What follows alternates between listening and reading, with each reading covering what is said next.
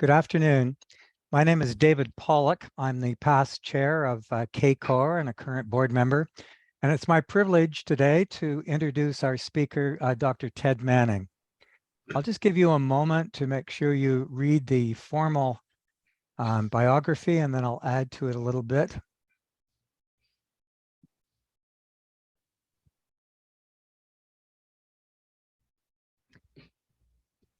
So there was a film in 1995 starring Mike Douglas called The American President, I believe. And there was a line in it that said that having been in his job for 3 months, he found that being president was entirely about character.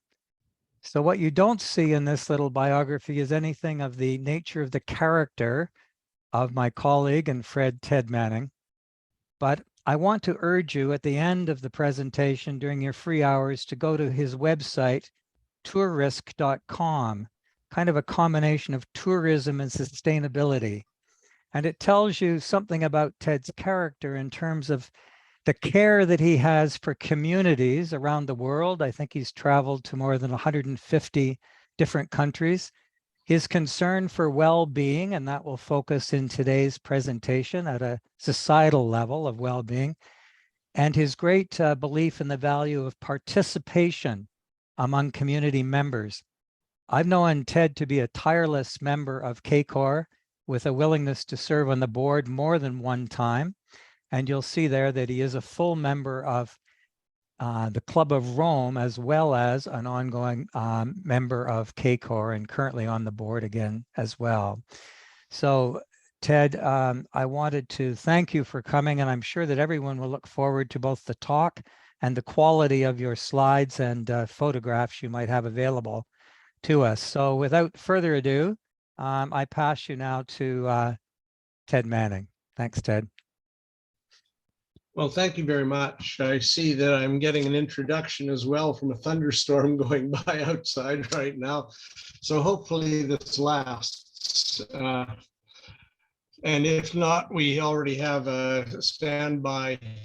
We'll try and get back on for anybody who is off, make sure that we keep it going. A lot of people have been spending a lot of time talking about growth. What a great idea. Let's grow everything. Let's get more of everything. And when David Corton talked to us at one point in the past at CACOR and also at CORE, he said, you can't eat money. And that sort of resonated, because what we really felt was that, yes, we can't eat money. We're not, but we are still obsessed with growth. We're still obsessed with more. And a lot of the people who were precursors for the kind of work we're trying to do now, and we're going to try and convince you by the end of this presentation that well-being is worth pursuing, came up with the idea that a small group of thoughtful, committed citizens can change the world.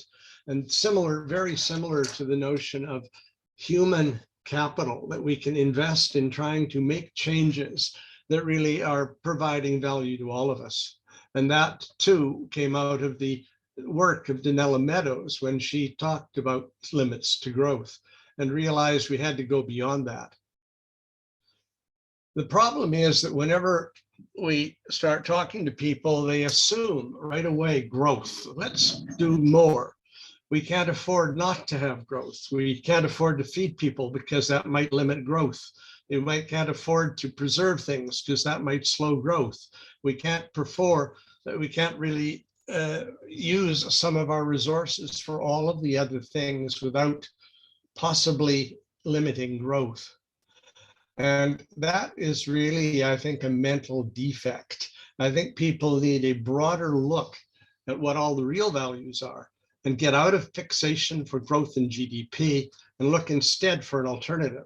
And that's really what our group from the Club of Rome, who's been playing with it, have been trying to do. Because if we don't like growth, well, then what do we like? Because unless we can show people something that's likely to be better, we may be obsessed with it forever.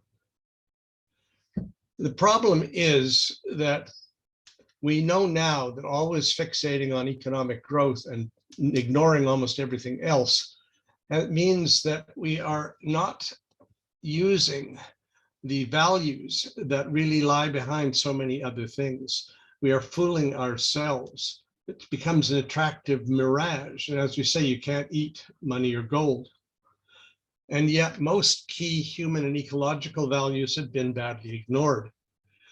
What we are trying to do is see what a broader perspective of what we mean by a healthy, happy, sustainable, comfortable futures are likely to be for humanity.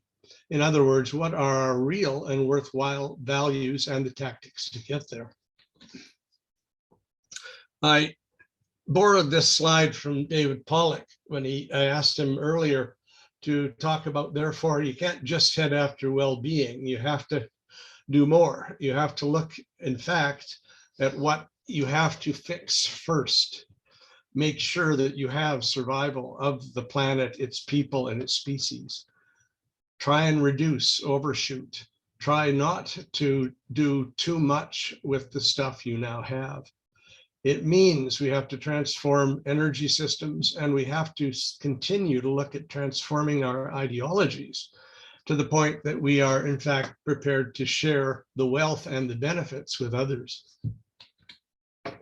So in some ways, we are advising a look at moving from the limits, because they were always fixated on growth and usually on economic growth, to come up with better ways of defining it and better ways of measuring it and better ways of accessing the knowledge from other disciplines, other societies, and other people to understand that it's a much broader question than just trying to cut down GHGs, to just try and cut down the wealth that is being generated, but really to look at, if we can't just have a pile of money, then what else is there?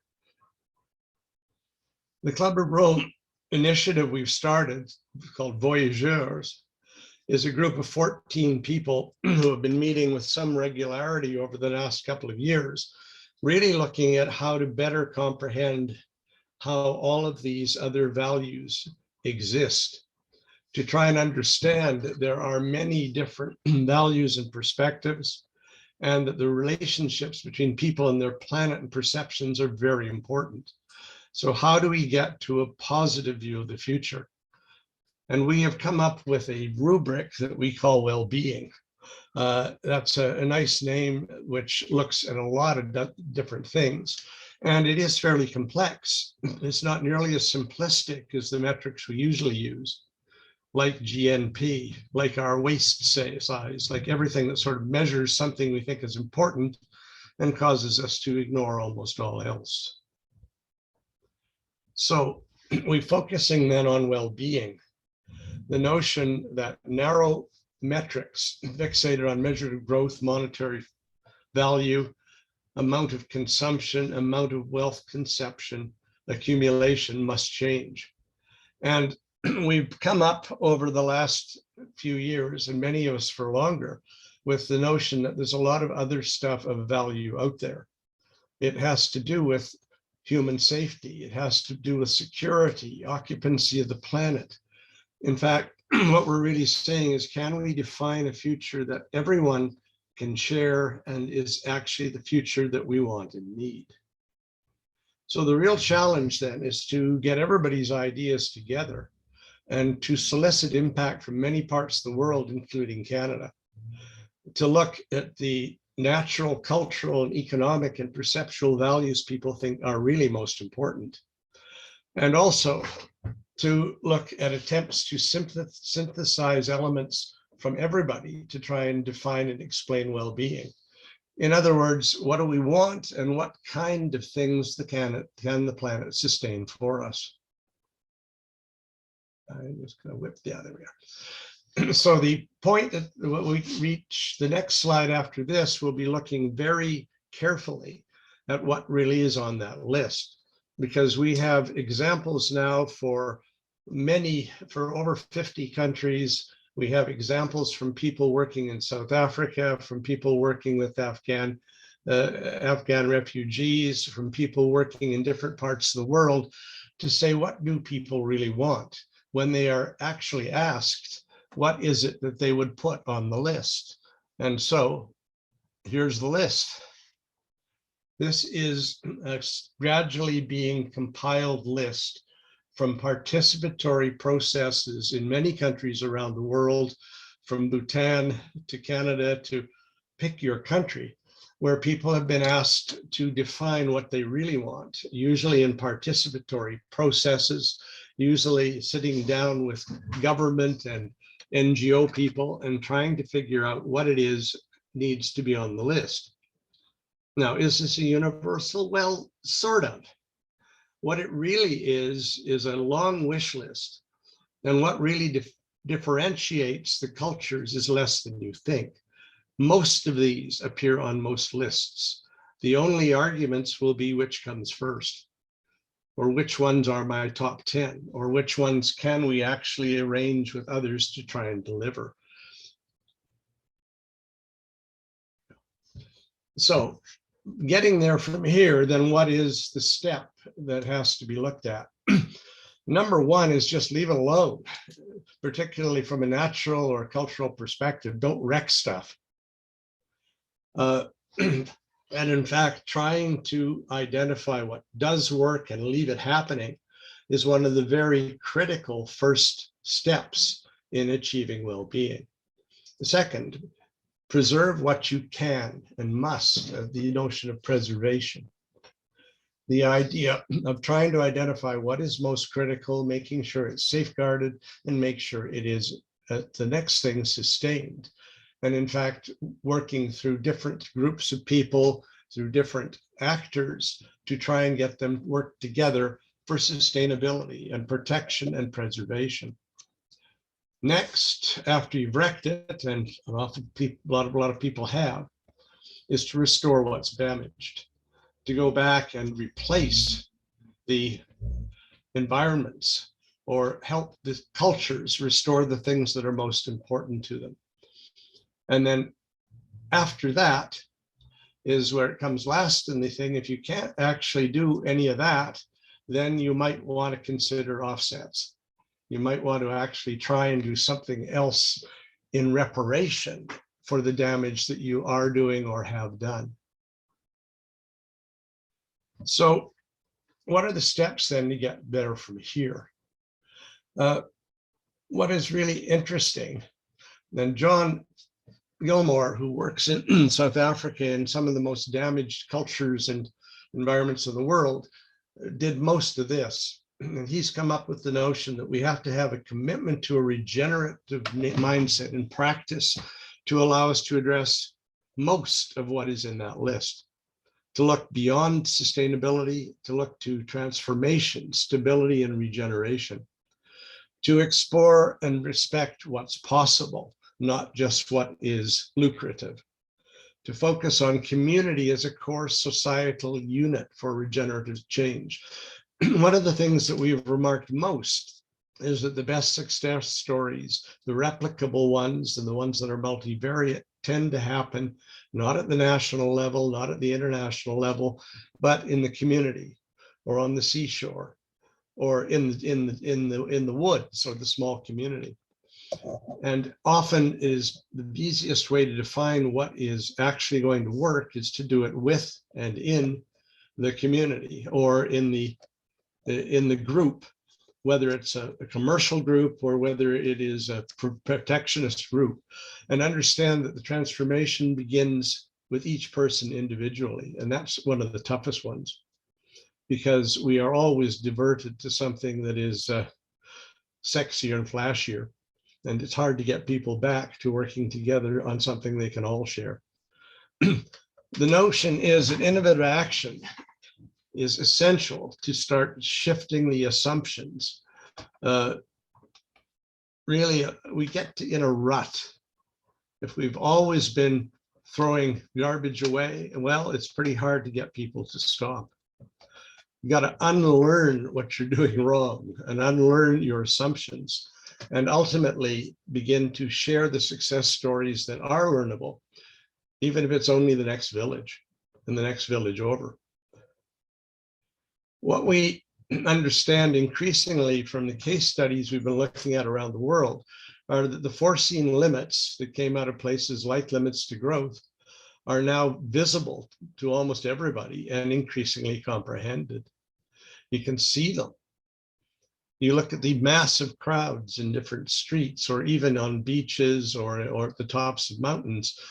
And you go to places now and you were there maybe 30 or 40 years ago, and now it's 5 times the size of buildings. There's no green space anymore.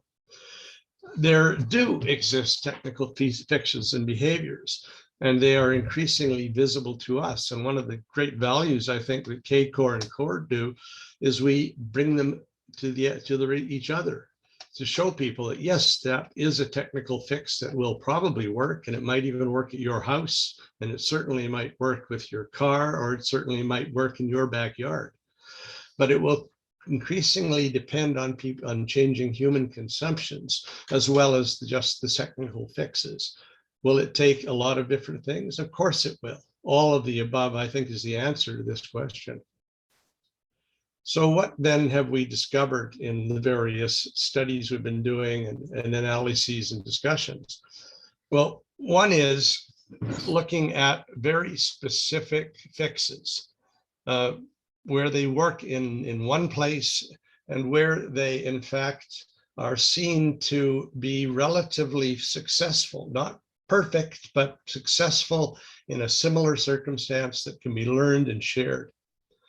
And that's why we said you got to start with the local. And because we found local communities can see their limits. The idea of limits if you're working in a small island is not hard to share. If something goes wrong, it's visible from your front porch. And if you do it right, you can see the guy next door who did it right, or the lady who's running the excellent restoration process. They are right there, and they are in fact visible to people who may wish to actually use them. But the big issue we still have, and that's something we're trying to push right now, not just with CACOR, but with the clubs of Rome around the world and with the main club, is get them to share. And one of the messages we did in Costa Rica was say, look, guys, we're finding good stuff. And there are over 100 people around the world who could use this and be the catalyst for sharing. Metrics is another key issue because we constantly fool ourselves. If all you look at your bank account, then all you think out is in money. But when measures of broader values are provided and understood, success stories of planning and management can generally be found too. The big problem we have is getting people to look beyond a very few metrics. And once again, the ones that constantly come back is GDP or the pile of money, the amount you die with.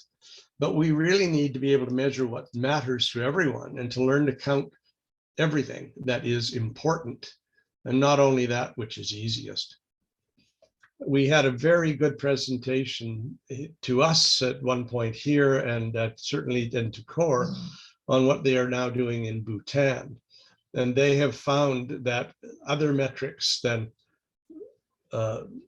gross national product, they were looking at gross national happiness, and they actually have ways of measuring it.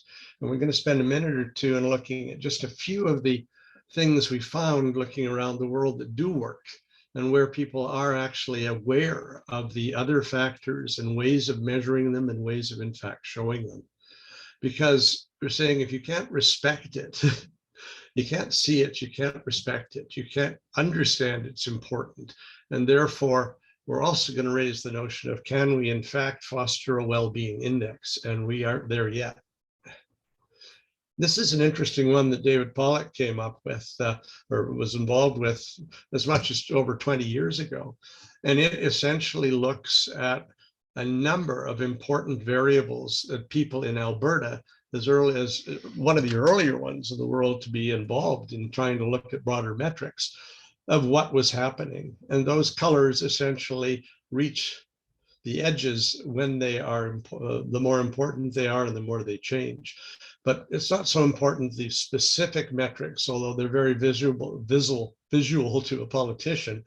But the fact is that almost every one of them has some importance. And if you look out to the edge, the ones that are seen as most important are the ones that go further. And when we want to come back to this at the end of the presentation, David Pollock is here and knows more about it than I do. I just got to borrow it from him. Yeah. So what we're really trying to do then is to show people the whole range of values. And one of the most important ones now is to try and understand that humans are no longer able to believe that they are not part of a system. They don't dominate it, they don't rule it. They exist as part of the system within its limits and opportunities. And the limits to growth are natural. The limits to our actions and activities are fixed and now, or somewhat malleable, but are manageable and definable. And one of the biggest issues for all of us in dealing with this is that we are degrading our own life support system. And many good presentations over the last few sessions at CACOR have shown exactly that in excruciating detail, to the point where if anybody doesn't believe it, then they haven't been listening.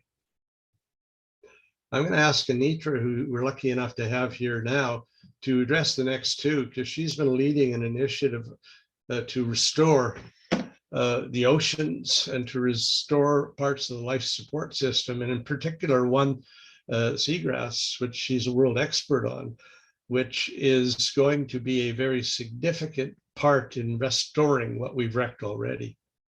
Anitra. Thank you. My role in the Voyageurs, besides co-organizing with Ted, has been to comprehend the lost understanding that humans have had of their relationship with the ecosystem.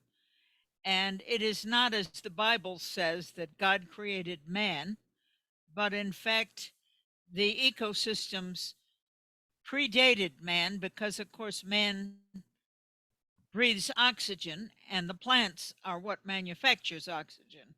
So in order to understand the services that the ecosystems give to mankind and how dependent they are, you have to understand that the air you breathe, the water, which is retained by the roots of the trees, and the food, which is a series of plants and animals, are what mankind is dependent on. And if he keeps ruining the forests, ruining the nearshore waters, then he's going to have very little air and have the last gasp of his survival be wanting some air from plants that are no longer there. On the right-hand side, you see the forests of the world, and the very sad fact that the Food and Agriculture Organization of the United Nations has found is that forests now are only 15% of their original extent. They're 4 billion hectares, or 1/3 of the terrestrial space. And it's only about 1 acre of forests per person. 1 acre of forest and land, that is to get your water, air, food, and all your other necessities from the ecosystem, which is very sad. But for Canada, of course, it's good news because the blue at the top of on the right-hand map, the blue of Canada, the United States, huge boreal forest, and some of their temperate forests are a good part of the remaining forests in the world. And you see Russia on the Asian continent and European continent having another large part. And then you drop down to South America and see that Brazil, Peru, Ecuador, Colombia, and parts of Bolivia still have tropical forests, as do the Cameroons, DOC, and down to South Africa in African continent. And when you get over to the Asian continent, it's the tropical Thailand, Burma, Indonesia, and Papua New Guinea that have the forests. Unfortunately, we in the temperate zone, who think we're so dominant and smart and have had these vast flung empires that stretched around the world have cut down most of our forests. But if you ask, well, how much are we going to regenerate? I began my regeneration venture when a judge asked me, as a young graduate student, all right, you've shown how the nuclear power plant killed the plants. Can you put them back again? And I said, I don't know, Judge. Nobody's ever tried to do that. I can try. And so they gave me a lot of money, and I tried no, Ted, the one before. The last one back, okay. Thank you. So I tried, and indeed it worked. And people began to think this was a really good idea. Nobody had planted under the water before. So it began up the coast of Florida, went around the Gulf of Mexico. We founded a group called Restore America's Estuaries. Now it's found throughout the space of the Western Hemisphere, particularly in North America.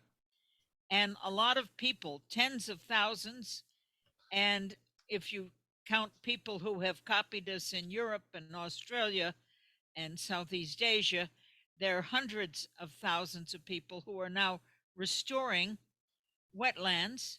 And of course, Canada was in on the earliest terrestrial restoration, because you realized, as did the USA and the School of Forestry that I've been associated with at Yale for 125 years of their restoration, that it was necessary to put back the trees that you were cutting down.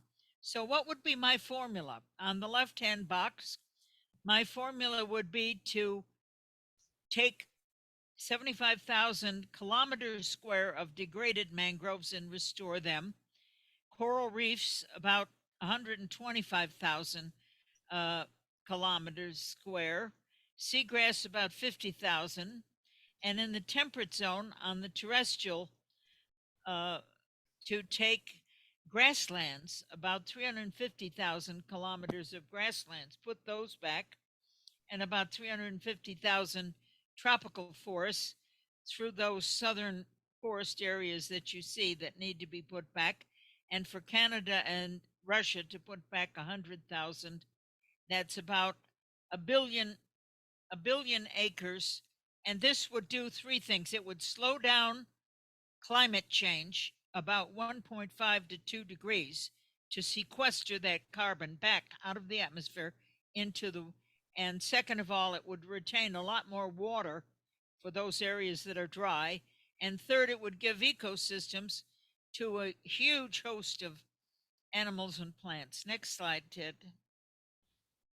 So on the right-hand side, Bob Costanza, who's a member of the International Club, has valued ecosystems. He began doing what our CACOR member Herman Daly had done, which is begin to say you cannot just bookkeep development and say that you're better off. You have to also bookkeep what you've taken from nature and what you've taken from society and put that into your valuing system. But Costanza actually has made this map, and the red, of course, is very valuable.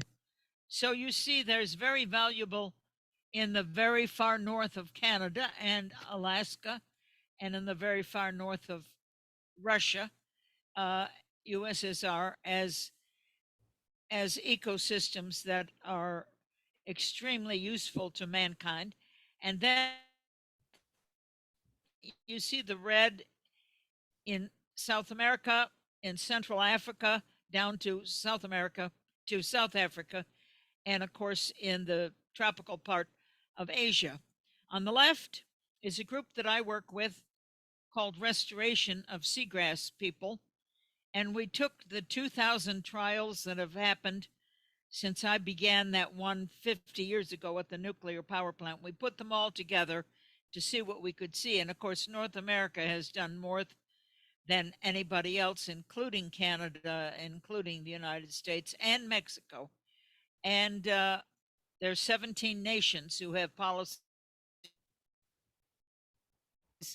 But you see that compared to the 50% of the underwater forests that have been taken away, that isn't much. So there's a great deal of work still to be done. So the point of this whole thing is how much regeneration are we willing to do, work for? How much are we willing to pay for? And shouldn't that be a part of our value system? But it has been very rewarding to see things go from no information at all to a huge and robust group of people working all around the world trying to regenerate what people thought was not possible. Ted? So we're really looking for success stories, and this is definitely got a series of ones that are focused directly on restoring our habitat, and that for all of humanity, and all of us who have to breathe and drink and live and eat. But by and large, it works one community, one site, one ecosystem at a time. If you are restoring a forest, you're probably doing it a few hundred or a few thousand trees at a time, and it all adds up. But the biggest issue is to try and get humans to understand clearly that they don't really have anything. As we started to say, you can't eat money. It'd be kind of nice to have plants and trees and food and other stuff that support our existence and our continued success. So well-being is really dependent on our ability to respond to crises and challenges, as well as to sustain things normally. We know that every time people decide to fight with each other, whether it's over resources, space, power, or whatever, we have war, dislocation, extreme events, people being displaced from the countries where they need to live, where they have lived. And the biggest issue we have is therefore how to assemble places where there are successful responses. And we have in fact found a few, and at some point in the future, when we have more time, we will get a couple of people who've been working on, and I mentioned Afghan, getting Afghan women out of Afghanistan into other countries, people working to try and train people as they head north to try and get out of Africa. And also some other ones looking specifically at how to better develop small communities so that people really do not wish to leave where they are good enough for them to sustain their families and their success. We also have been looking at some of the tools that we may be able to use, and there's probably enough grounds to have complete discussions on any of these. Bill Rees and Marius Vakenhagen came up with the footprint concept, which is a very easy way to explain to people their relationships with the resources and space they require. And it is functional for your personal footprint, or how much you consume, for your community footprint, for your country, and for the world. As I mentioned earlier, we're working on the notion of a well-being index, where we're still playing with this very long list to see if we can reduce it down to something a little simpler. We tried to do that for the impact of industries. In fact, I did one myself for tourism for the UN. And we took several hundred indicators down to a base set of 25, which can in fact be used, and in fact are now being used. And the same concept is to look at what we really mean by welfare, well-being, and long-term benefits.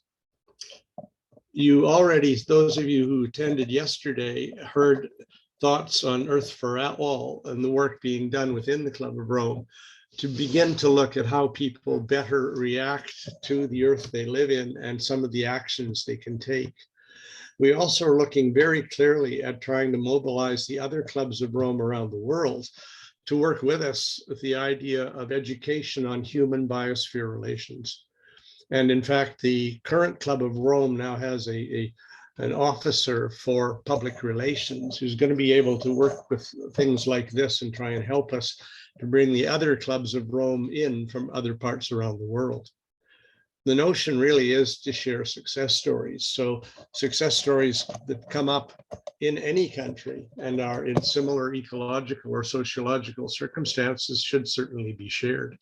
And we're looking at a template that will let people communicate with each other about what they really mean by success and what information is needed to share. In fact, the whole notion is to bring people better into actually discussing the relationship between humans and the planet that supports them. But we are the problem. We and our wealth and our habits generate our own limits and test the ones that exist. The main threats we're finding are in our own institutions. And in fact, going into a government, it's often one of the more strong things you have to do is to review the policies and programs that are in fact causing the faults or are the barriers to doing the things that are really needed, whether it's trying to change consumption of petroleum or methods of sharing or ways of actually making sure others come along when we're trying to foster well-being.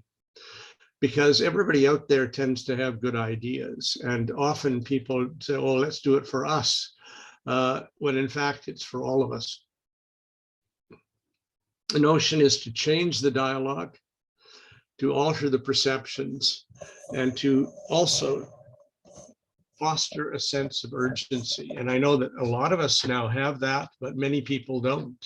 They'd rather just go back to watch Britney Spears on TV. It's more fun. The significant changes in behaviors and institutions really have to happen.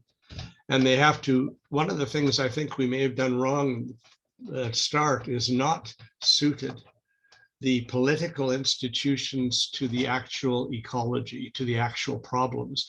And so it is very difficult for many governments to deal with problems that cross boundaries. It's also very difficult for people to learn how to share. The Gini coefficient shows that most countries in the world aren't doing terribly well. Canada's little over medium. There are very few countries that share well. Most don't. The very worst, by the way, is South Africa right now, has a Gini coefficient out of 100 of 86. Canada's 41, US is 31, and Iceland is under 20, and that's the whole range.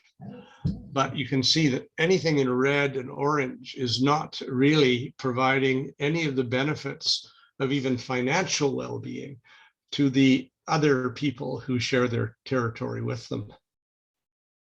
So our real challenge is to make a difference with this.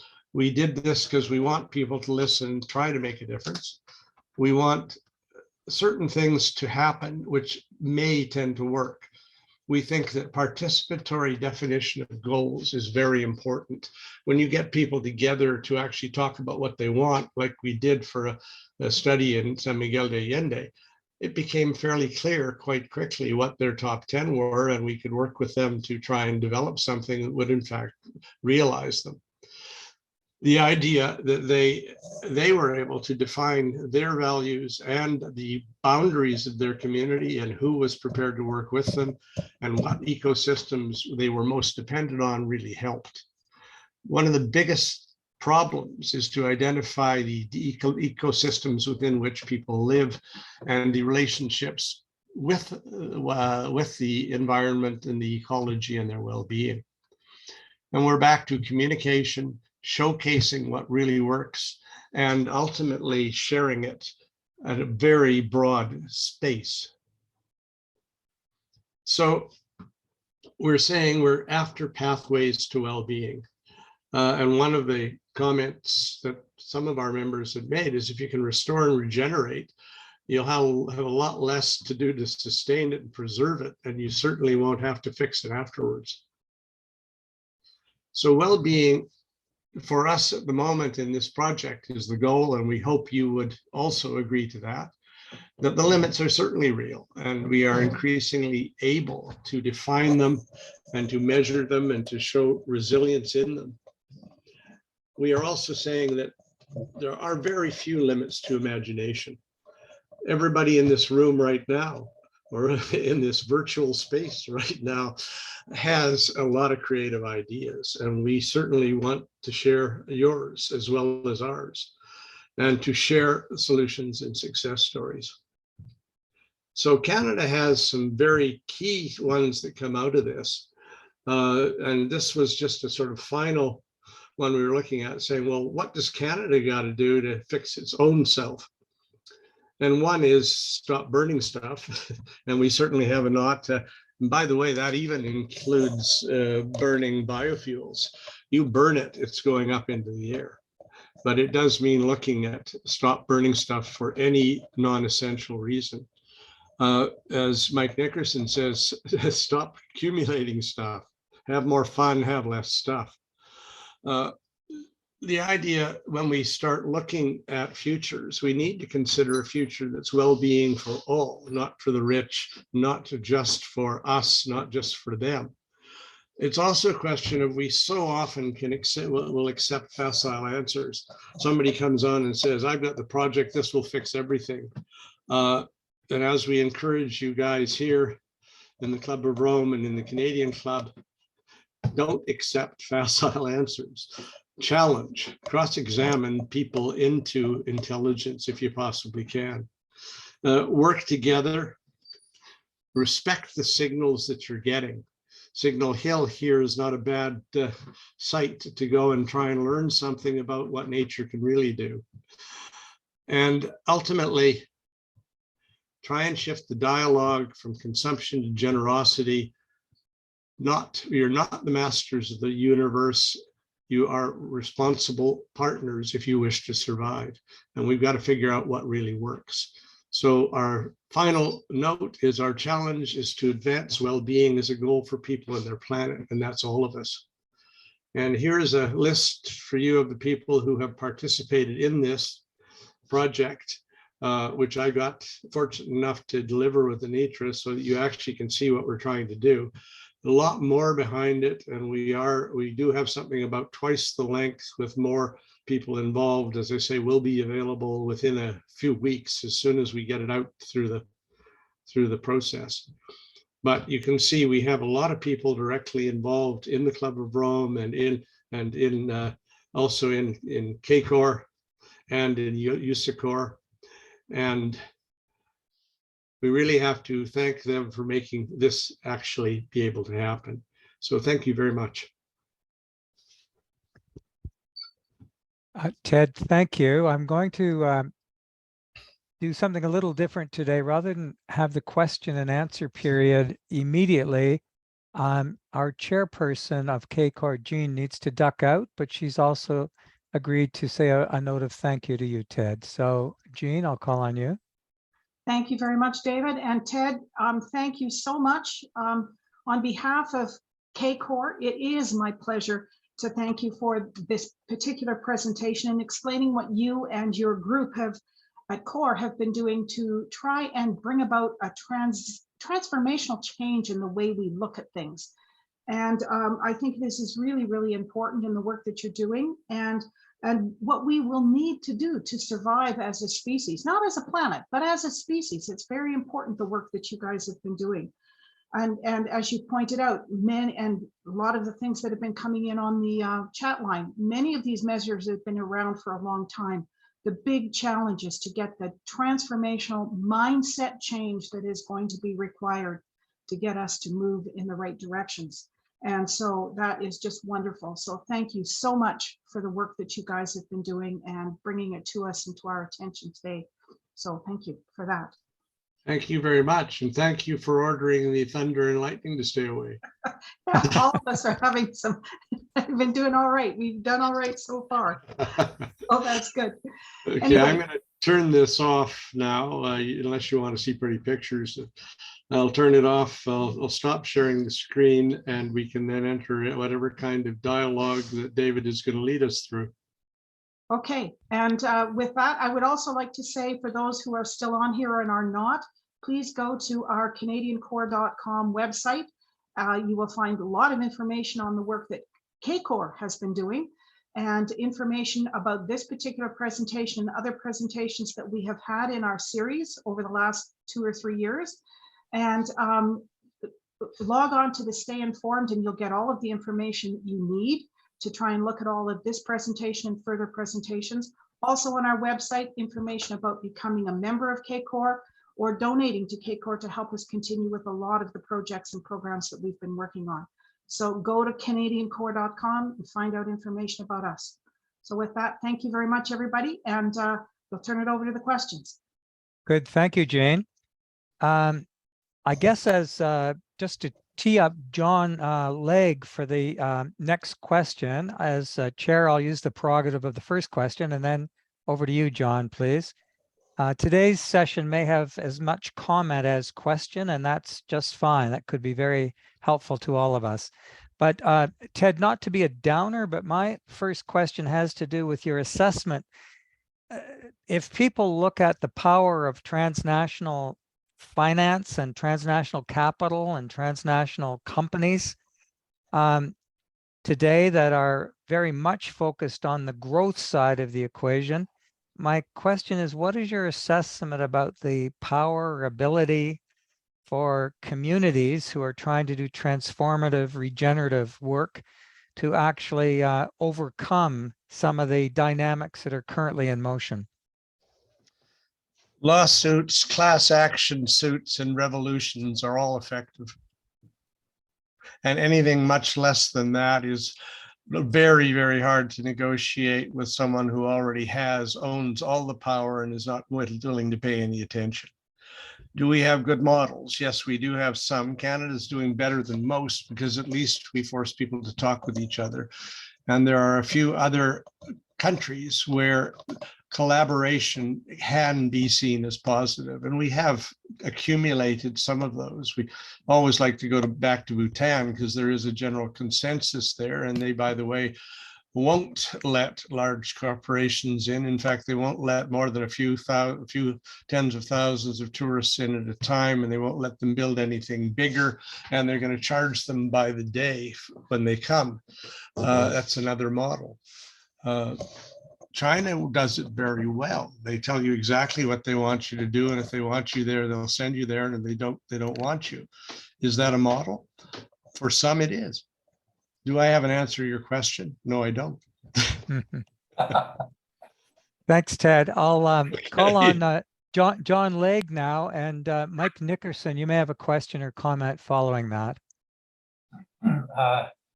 Thank you, David. And I thought it would be rich and well thought out, Ted, and it was full of fantastic insights. I would like to use Jean's 3 words that I noted here: transformational mind change. And I think that is the final goal. But what I liked, what you said, Ted, right at the very beginning. And so my question has to do with using that. And that is, one approach is to do nothing, but only, and I didn't write this down, in terms of the structure. There are 2 people in my building here who work for Statistics Canada.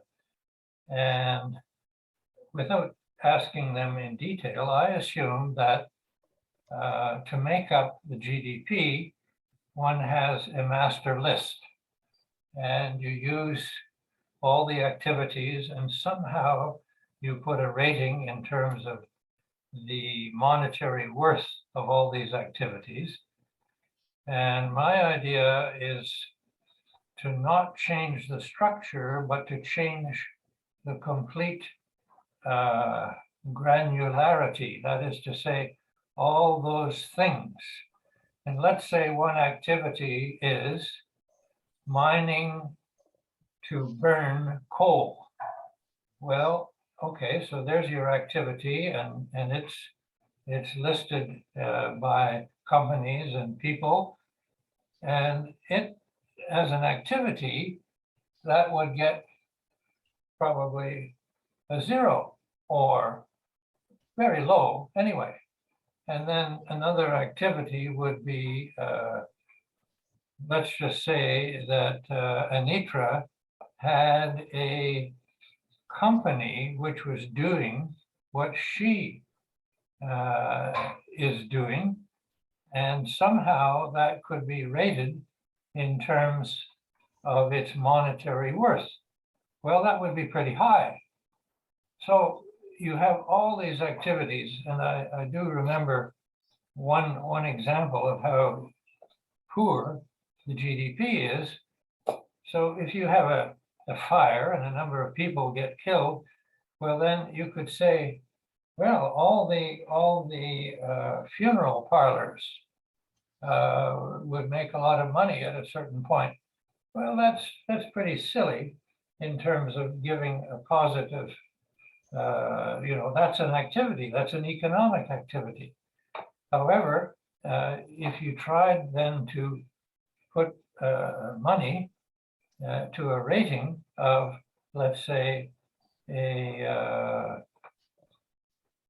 whatever the name of the, anyway, the Canadian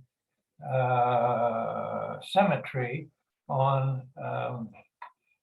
just outside, anyway, you know where it is, where the RCMP, where D&D and a lot of notable Canadians are buried. Okay, so then this would be very difficult. That's why I say this would not be easy. But the Well, John, we do have a method.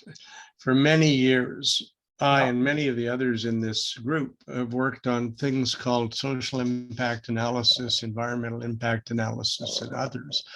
Right. And that was a reaction to the fact that people just used money because, and quite frankly, the process was designed to get people to consider a large number of other values when they looked at something. And so, because quite frankly, we got into doing that in Environment Canada when we realized people were putting supermarkets on top of the best wetlands in Canada. Why? Because they were cheap, and to their own bottom line, they could make more money selling goods on doing tar, and there was no reason they had to put it there at all. They could put it half a mile away and make just as much money, and they would not harm all of the environmental things, or don't put it right into the precious community. Move it a few yards away so that you don't have to destroy that. It was designed to get people to understand that there was a broad range of value. So people have known that exists for a long time. Those tools, I've even taught it in China to the Central Party School on how to use improved environmental impact assessment approaches. And the odd one they've caught on to and done reasonably well. They don't like surprises either. They'd wander in and suddenly find that they'd created a fiasco by doing something too fast, and then, oops, we made a lot of damage to something, whether it was environment or people. So the fact is, yes, we can move it. A lot of people other than the politicians and the leaders use many other metrics. They are just unfortunately obsessed with one or two, and they do not, perhaps they don't have enough mental capacity to consider more than one or two, when in fact it does in fact take that. So yeah, we've been pushing uphill for quite some time to get them, but at least in the Canadian circumstance, most large projects now at least have to have a thoroughly thorough environmental impact assessment. And if you look at that long list of well-being, most of those are on there. The only thing that isn't on there explicitly is more money. Well, thank you. You caught exactly what I'm after. And well, excellent. Okay, thank you. Okay. It seems like David has dropped out due to the storm. Peter Balakowski, you're on now. Hi, Ted. Hi. I was in high school the last time the Toronto Maple Leafs won the Stanley Cup. That's more than half a century ago. Club of Rome has been working for a long time. We have an organization group, whatever, in Canada, pushing for a population of Canada for 100 million by the end of this century. All three major parties are in favor of massive immigration, target of 500,000 plus. Plus, there are refugee situations such as Ukraine at the moment and Afghanistan. If we're going to go to a population of 100 million, there's going to be growth. Okay, and it's not so much a question of old guys like you and me wanting more stuff or a bigger house. It's a question of people needing housing, places to go to school, everything. Where or why do you think an approach to changing philosophical beliefs, and I agree with a lot of the philosophical beliefs that you want to change, but it hasn't worked in half a century, and all three of our major parties simply ignore it. How do we move forward? How do you think it's going to change with a new parameter other than GDP? Elect more intelligent and holistic politicians, you might stand a chance. But just remember that the objective is not population control. The objective is to keep the people we have happy, healthy, and employed. We have a very tough argument to convince people who have 50 times the number of people per arable square mile as we do, that we are overpopulated. We do use agriculture very extensively. When I was working on a project for the Canadian Environment Department looking at capacity modeling of people in Canada, what was really surprising was that a population roughly double that of Canada lived in one province in China with the same ecology and ecosystem and agricultural capacity as Saskatchewan. Why? Because they used human labor, because they were relatively inefficient relative to us, but most of them were eating well and living reasonable lives. So when we look at what we really mean for carrying capacity for people, it is heavily dependent on lifestyle, levels of consumption, and levels of energy use, and all of the above. So you can't do one without the other. So do I have an answer for you? We could probably easily get 500 million into Canada still alive. Is it a good idea? Probably not. But 100,000 is not excessive. It is manageable if you do it right. If you don't, of course, you can make a mess. And that's really what we're going to have to try and do, where it's not just Canada. If we don't house them, where will they? And if we don't cut population growth through a whole variety of social, economic, and other things, yeah, people are going to be walking across borders all the time because they rather prefer being alive. And that is in the very first couple in our list of the key factors of well-being. Okay, and I see David has come back after his power outage. Roy Hi. Culpepper, you're on now, and David, you can take over MC duties again. Thank you. Go ahead, Roy. Thanks, Art.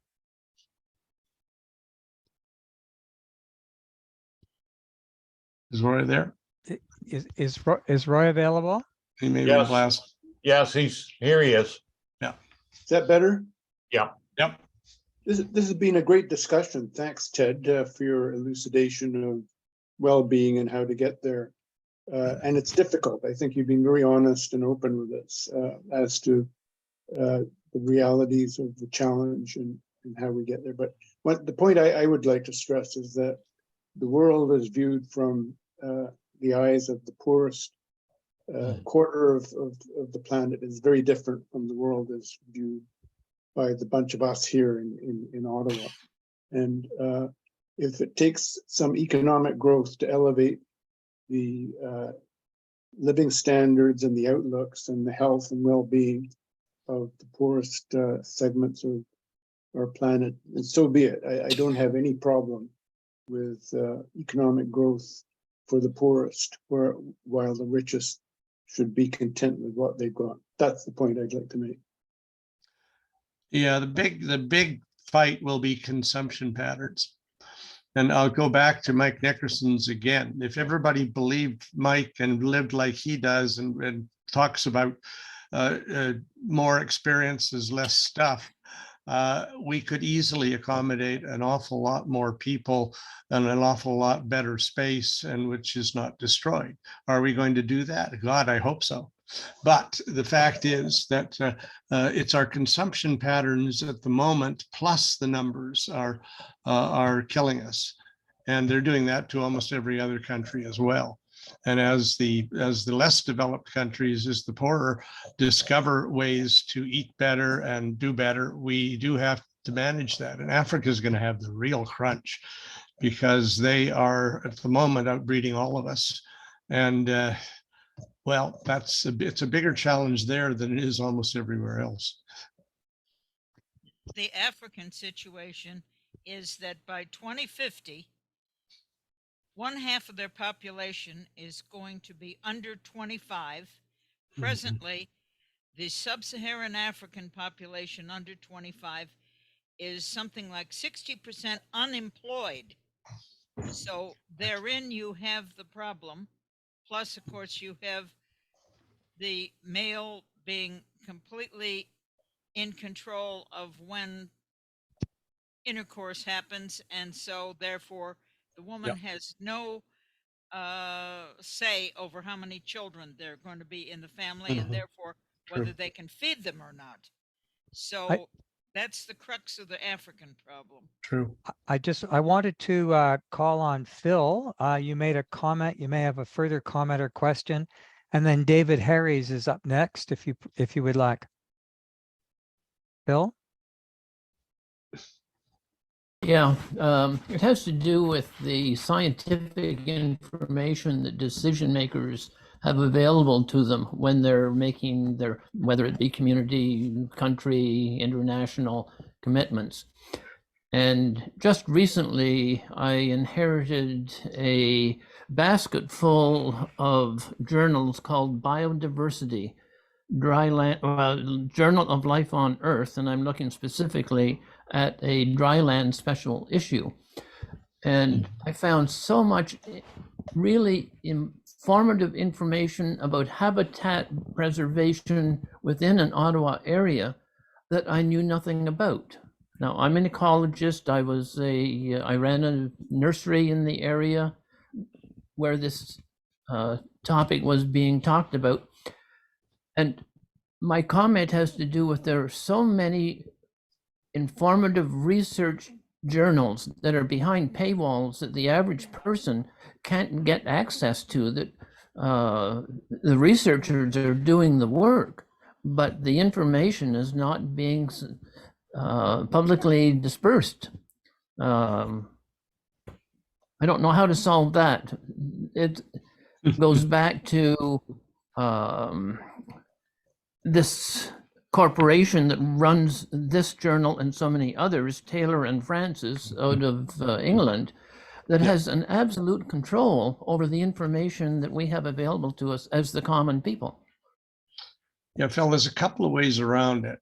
One is that the Canadian government, as you're probably aware, puts money in to subsidize some worthy journals. And they could well demand that they make them more open if in exchange. Secondly, you know what the journal is that is read by the most Canadians and most politicians? Canadian Geographic. And why? Because it is sort of scientific, but it's much more popular. It's like in the States, National Geographic. It's everywhere. And not only that, but when we traced it, virtually every one is read at least 5 times as people give it to their friends, abandon them in doctors' offices, hand them out at churches. So it's something that gets kept. So it has had some influence and probably is a factor in why Canadians are pretty environmentally aware. And it is the largest selling journal in Canada. It's not a bad model. So And you do know that that more politicians read it than probably most others. They don't necessarily understand it or use it, but at least it's sitting in their waiting room. Could Yeah, I it's got some intervene? pictures in it, which makes it easy to have Exactly. joy reading rather Yep. than words that are in some cases not within their vocabulary. Exactly. Well done. Danella Meadows, who wrote Limits to Growth, in the last 10 years of her life, would take findings from systems analysis and other things that she was involved in, and she'd write a 2-paragraph, very simple language opinion about this, and she had several popular popular journals that she'd put those in. And I think we all don't write enough for the general public. We tend to, because the awards are for these high-priced journals, we should all write something very straightforward and simple about what we're doing. I think we're all at fault for this. Okay, David seems to have fallen out of power again. So Peter McKinnon, would you go ahead with your question? Thank you. Thank you, Ted, for you and your team. This was really an excellent presentation. And while you were talking, of course, throughout the whole thing, I was thinking about the presentation I gave a few weeks back on planetary limits.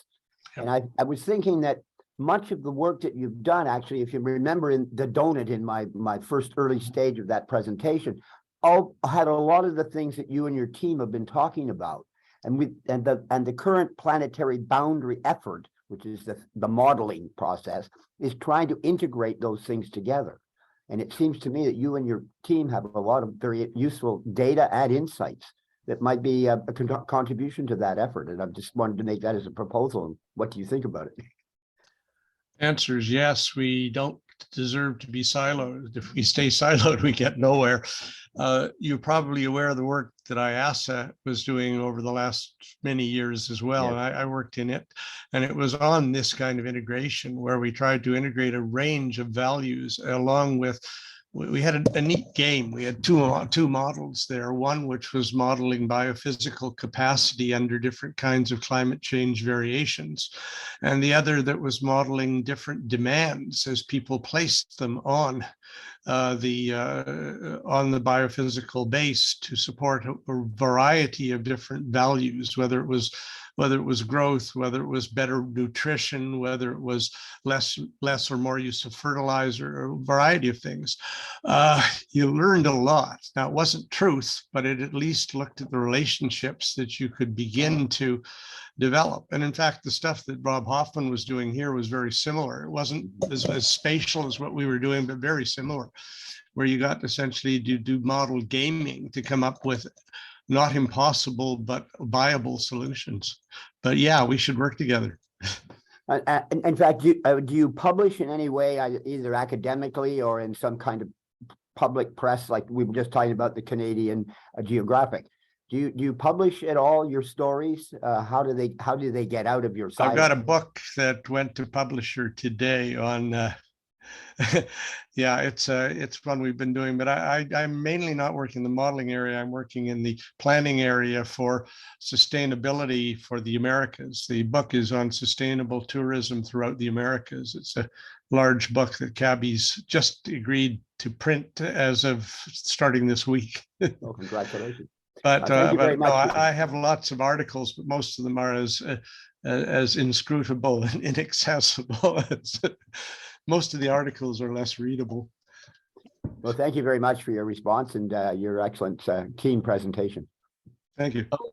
Okay, there's been some discussion that's gone on within the chat area about the Human Development Index, and I've asked Dave Doherty to address this and pose it as a question to you, Ted. Sure. Okay, somebody made the comment that the Human Development Index is an index of well-being, and my argument would be that I don't think it is. I gave a link in the chat to a page that talks about all the intricacies of the Human Development Index, but suffice to say, it looks much more at things like how extensive is society in the grand scheme? You know, how well educated are people, and so on. Yeah, I suppose a portion of one's well-being is how well one is able to see and understand the things around oneself, and that requires some education. But I don't see the Human Development Index as having sufficient elements of a well-being index to be considered as such. I wonder what your thoughts are on that. You're right. The thing is that every index is usually derived with a particular use in mind. And the Human Development Index was derived by bureaucrats or the equivalent to do comparative analyses of fairly varied cultures. But it's very much like we've been developing for sustainable tourism, or the standards we've been doing for in other industries, to look really at what are certifiable conditions. There are many different comparative indices. There's nothing wrong with the one you've mentioned. And in fact, it is of use for what it was designed for. It's when we start trying to apply it to other things without doing adequate analysis and working with the people who will actually use the results that it could get a bit questionable. However, I'll look at it because it is certainly something we want to build in. Mm-hmm. Okay, on a related matter, I think you'll see directly the relationship. There's been a side discussion going on about how many people could be in Canada. And this goes back to Peter Bolkowski's question about the Century Initiative and having 100 million people here. Yeah. One of the little side projects that I hope to undertake over the course of the next few months is trying to estimate the carrying capacity of Canada. I don't think this has actually been done in a comprehensive way. It needs to be done on several different levels, sort of along the lines of, well, if all we wanted was that people live at a very basic level, how many people could we have? And if what we want is that everybody is able to live like Galen Weston, we will be able to have far fewer people. And there's something in the middle. Probably it's not really in the middle, because Galen Weston lives like none of us can even believe. But as a typical middle-class person, let me say. So I think that the carrying capacity for middle-class persons in Canada is probably considerably less than our current population of 40 million. We import large amounts of food. Yes, we export food, but we import large amounts of food to get ourselves a balanced diet that allows us to be healthy. We could not maintain our health if all we did was eat, for example, beef, which we export in large quantities. We need fruits and vegetables. At the moment, we are not able to grow a sufficient amount of them here. And if we were to try that, I think we'd have to have far fewer people than we currently do. That doesn't mean we couldn't change things and do things differently by having greenhouses and so on. So do you have any thoughts about what you suspect might be that middle ground of carrying capacity for Canada? You have defined the question as for a specific piece of turf on the planet, not for the entire planet or an ecological unit. It's like I asked the question, how can I feed myself on my own backyard? I can probably get 2 people fed most of the year on it, but not the rest. The question really is the scale at which we are doing this. We are part of a very large system where goods and services go across those boundaries all the time. Somebody's calling me. Oh, I'm getting voicemail. I think maybe it's David. No, it's not. No, I'm back on for the Just moment. people telling me that my power is out at the cottage, but not here. Okay. Yes, I Anyway, understand what I'll you're come saying. back to this, that we are part of a very broad system. We have been allowed it to evolve so that in breakfast, I'm getting fruit from New Zealand and Peru. I'm getting bacon from God knows where, it's on down the list. And you got two things you can do. You change your lifestyle and you essentially live off the land, go out and shoot it. And if it dies, you eat it. And if it doesn't, you die. Or you get into a larger system where we as Canadians, and more than almost anybody else, have evolved to be part of a much broader system.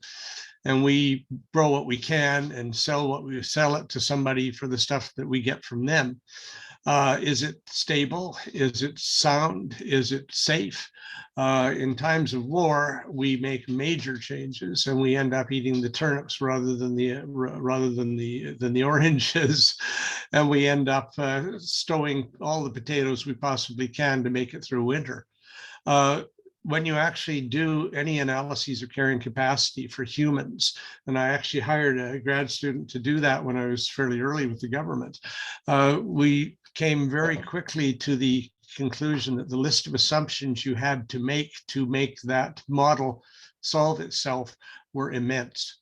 And so now what kind of people, how much they're eating, how much energy they use each, where in Canada they live, how much work they do to feed themselves, and just go down all these lists. So why didn't we do it?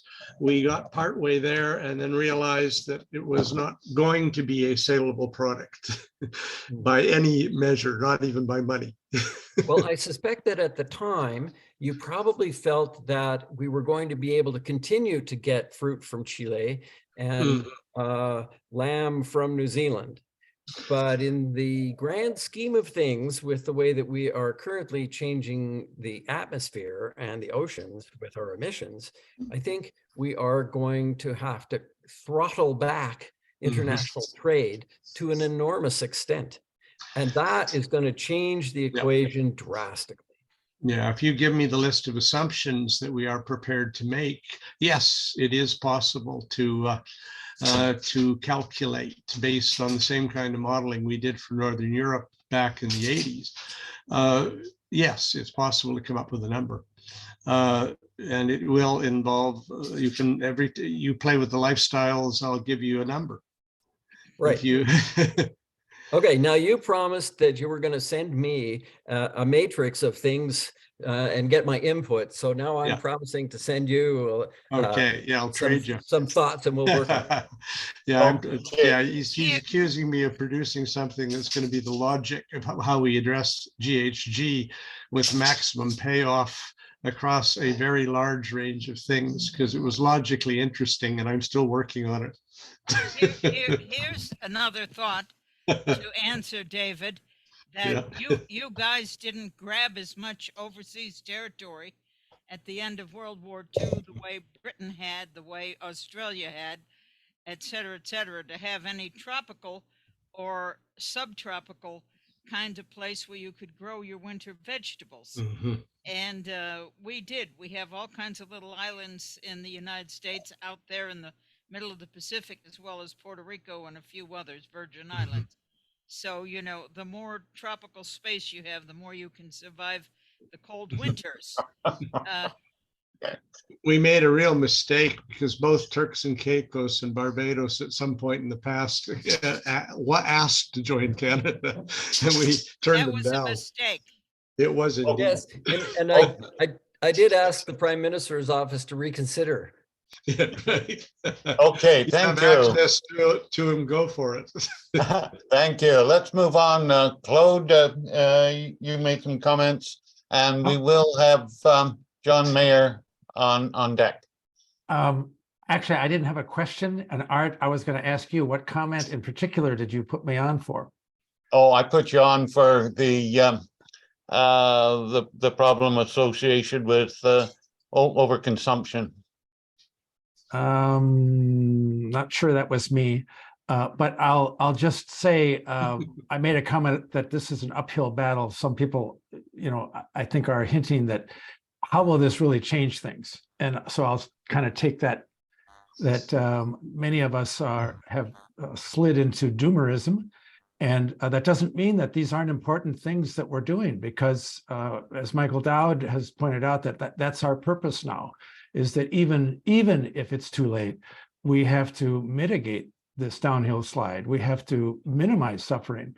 So do you have any comments, either of you, on that? And thank you both. Very good presentation. You're talking with regard to population or investment, or which? The overall success of the enterprise. Yeah, well, essentially, we all, I think, believe in the backs of our minds that we can model an ideal civilization with exactly the right number of people doing the right stuff on our lovely little island and living forever. And in fact, a lot of us who played with model games had that kind of thing in the back of our minds when we started it.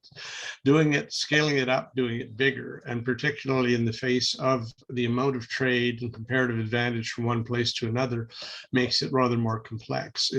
You can do it by continent. You can do it by relatively contained country like Australia or New Zealand, where I lived for a while. And that was pretty easy to do because the ratio of eaters to producers was a little more reasonable. The other problem is, of course, the economy is essentially very complex. And then we got people living in the north off of essentially mining and maybe cutting a few trees who aren't going to produce their food there. So where do you draw the line when you try and model for the self-contained and self-sufficient place? So all of these are things that factor into it. So do I have an answer to your question? No, just more questions. My comment would be that we tried to start with actual stories that went from degradation to well-being, where we had lived these stories and we had seen the transformation. And there were hundreds of people, in some cases tens of thousands, who went along with this very strong lifestyle change. And then this is completely unlike Limits to Growth, where they had a model from Jay Forrester and they stuck tons of data collected by the UN into the model in chosen silos such as population, energy, etc., food, water. And so what we're trying to find is the transformative steps and the process by which things can transform from real life examples of major fields, such as my own underwater ecology, where there was no restoration or regeneration whatsoever 50 years ago. And now there are hundreds of thousands of people all over the world regenerating. And there are other samples. For instance, in South Africa, Mampela Rimpela and John Gilmore are doing marvelous things with the Black students from the slums who were not under apartheid allowed to either learn science or math, and who are now graduating from universities and going on to very good jobs, having come directly from the slums. That's regeneration, transformation in one 20-year period. So those are the kinds of similarities we wanted to see, whether we could see a process by which it was possible for the world to stop fixating on this accumulation, and he is the best who has the most, into how we transform into something basically human and valuable to most people. Yeah, we're doing it empirically. We're doing top down or bottom up rather than top down. They do eventually have to mesh. Whereas most of the modeling is top down and trying to ascribe attributes and run the model. We're trying to develop empirically those factors which do tend to yield successes. The irony is that most of them are fairly small, and therefore the challenge of replicating and matching conditions where they might actually work is often quite large. Now, can we do both together? It's worth thinking about. And certainly if we have success stories we can factor in and try and scale up, or at least apply as as parameters to larger scale models that might tell us something that's worth knowing. Okay, Thank you excellent. both. Our last question is going to be from John Mayer. Yeah, okay, thanks. I just have to editorialize for a second. I don't think on an energy basis, the population of this country can grow. I think it has to shrink. The infrastructure, energy infrastructure required to support someone in an extreme climate proxy would be latitude compared to someone in a moderate climate is orders of magnitude different. Anyway, I think we have to solve our problems by getting people to make their lives work in the areas where they are.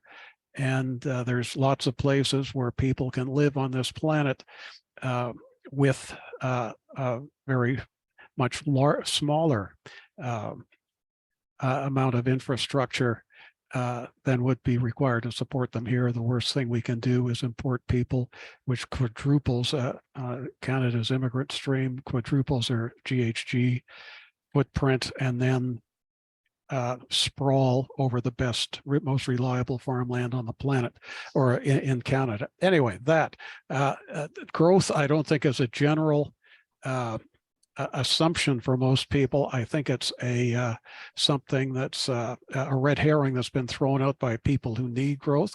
The average person doesn't need growth. So it's not a we need growth, it's they need growth. And the people that need growth are developers, speculators, debt institutions, and media corporations. It's not only their cash cow, it's their only cow.